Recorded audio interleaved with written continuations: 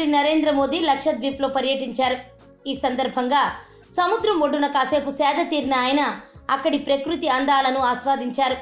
అంతేకాకుండా సాహసంతో కూడిన స్నార్కెలింగ్ కూడా చేశారు. సముద్ర గర్భంలోకి వెళ్లి పగడపు దిబ్బలు, జీవరాశులను ప్రత్యక్షంగా వీక్షించారు. ఇందుకు సంబంధించిన ఫోటోలను ప్రధాని తన ట్విట్టర్ అకౌంట్లో షేర్ చేశారు.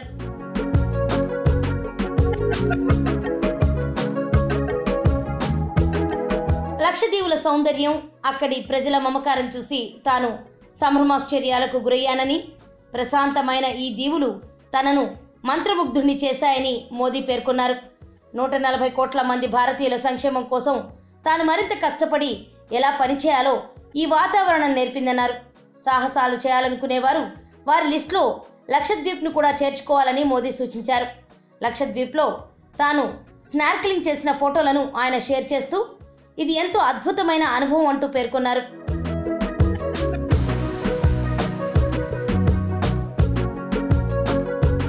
కేంద్రపాలిత ప్రాంతమైన లక్షద్వీప్లో పర్యటించిన ప్రధాని మోదీ పలు అభివృద్ధి కార్యక్రమాల్లో పాల్గొన్నారు.